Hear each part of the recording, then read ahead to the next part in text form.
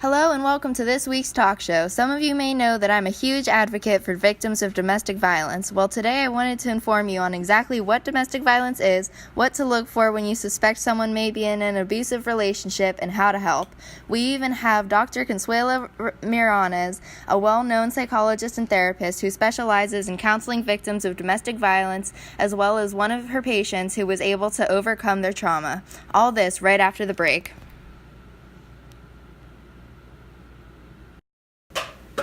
Put everything away. So What is this? Pizza? You had just called me. I would have known what. Dinner ready is pizza. Honey, please don't be so loud. Please don't. Let go of me! Get in the kitchen! No! Do you want to see what hurts? That's what hurts! That's what hurts! Oh, please. For information, call 1-800-END-ABUSE.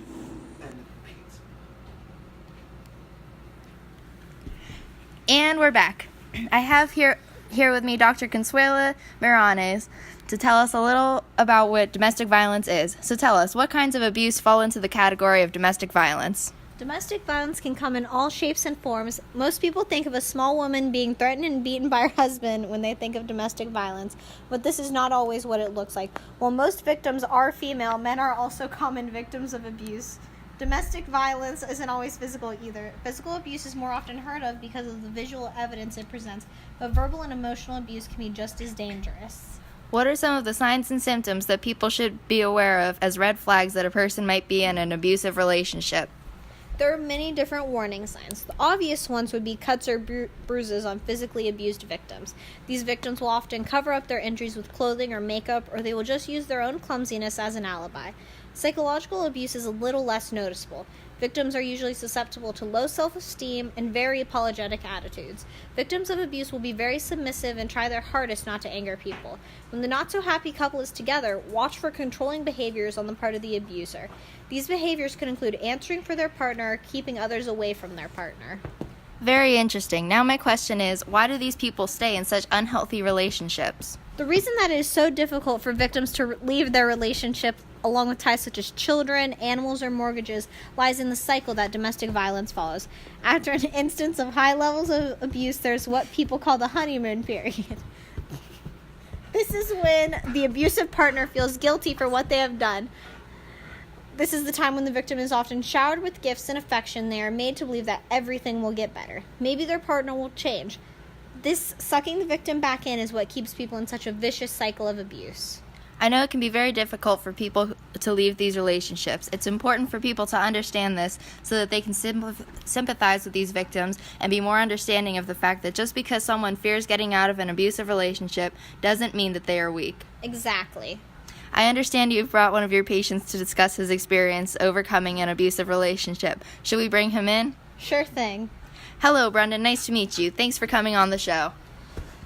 Hello, thank you for having me. Anything I can do to help who are or have been in an abusive relationship? Brendan here has made great progress in overcoming the trauma he faced when he was with his ex-wife. Brendan, would you like to give us some background on your situation? Sure, Dr. Mirones. My wife and I were together for about 4.5 years. We got married after, of course, 3 years of dating. We didn't have any kids. Of course, I've always wanted kids, but she told me I would be a horrible father. The first year or so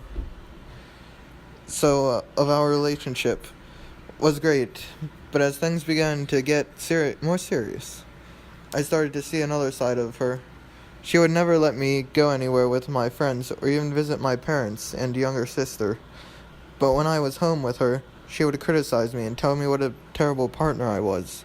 Some days she would come home especially angry and take it out on me by verbally attacking me, or sometimes she would even hit me. Yes, Brendan here has been through quite a lot. Luckily, one of his close friends noticed some of the warning signs and suggested he talk to someone. He came to me, and together we were able to work through the problems with his relationship until he was finally able to leave his wife.